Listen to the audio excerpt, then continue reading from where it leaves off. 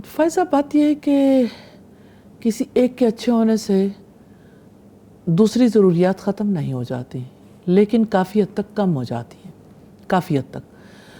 क्योंकि देखें, पेरेंट्स जो हैं वो जब ख़ुद अपने बच्चे को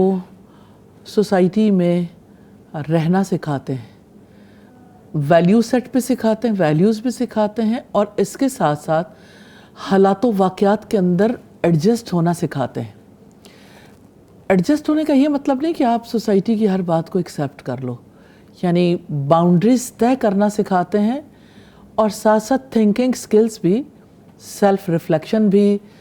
और फिर ये कि सेल्फ एनालिसिस भी, कि मैं कौन हूँ, मेरा मकसद क्या है, मेरे इर्द गिर्द वाले मुझसे क्या तमन्ना रखते हैं, और मुझे किस चीज़ पे बुरा भला कह रहे हैं। तो जब कोई यानी बच्चा बचपन से सीखता है कि अंबिया के साथ उनके अदवार में क्या किया गया, उनकी कैसे बुली की जाती थी, किस तरह उन्हें बुरा भला कहा जाता था, लेकिन उन्होंने कभी ज़िंदगी में अपनी असल को नहीं छोड़ा। तो जब पेरेंट्स अपने बच्चों को स्टोरी में बहुत सारी चीज़ें सिखाते हैं, तो अल्लाह सुब्हानहू तआला की तरफ से बड़ी रहमत हो जाती है। आप देखें कि अगर अय्यूब अलैहिस्सलाम ने जिस तरह सब्र किया था, सारे घर वाले छोड़ गए थे, तो अय्यूब अलैहिस्सलाम ने अल्लाह सुब्हानहू तआला को तो नहीं छोड़ा, अल्लाह की बात को नहीं छोड़ा। आज उनकी ज़िंदगी मिसाल है। तो देखिए, देखने वालों के ऊपर भी क्या असर पड़ता है, क्या पर्सनैलिटी रह गई, बात में क्या वक़्त रह गई, माल चला गया, घर वाले चले गए, हर चीज़ ख़त्म हो गई, सेहत ख़त्म हो गई, और अल्लाह सुब्हानहू तआला ने जब उन्हें वो सब कुछ अता कर दिया, अल्हम्दुलिल्लाह, दो तरह के अदवार में उनके अंदर का जो अखलाक था और अल्लाह सुब्हानहू तआला के साथ एक लिंक था, डिवाइन कनेक्शन है, उनका सब्र भी, उनका शुक्र भी, और उनके अंदर का जो एक अच्छा इंसान था, उसमें तरक्की हुई, उसमें कमी नहीं आई, और सारी दुनिया के लिए वो मिसाल बन गए। और इसी तरह से अगर मूसा अलैहिस्सलाम का मजाक उड़ाया गया,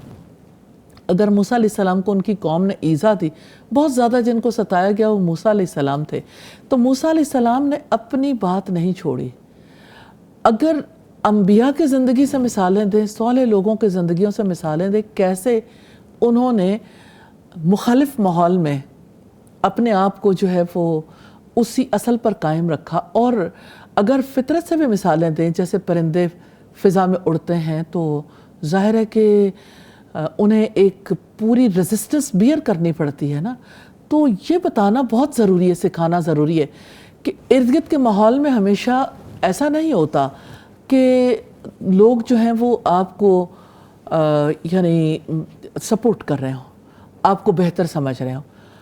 इर्द गिर्द के माहौल में रेजिस्टेंस हो, तो वो रेजिस्टेंस किसके लिए होती है? वो जो मशहूर ज़माना शेर है ना, तुंदी बाद मुखालिफ से न घबरा ए उकाब, ये तो चलती है तुझे ऊंचा उड़ाने के लिए। तो बच्चों के अंदर वो कैरेक्टर पैदा करने की भी ज़रूरत है। और बच्चे जो हैं वो जब बचपन से सीखते हैं कि मुखालफत होगी, लेकिन हमने बरकरार रहना।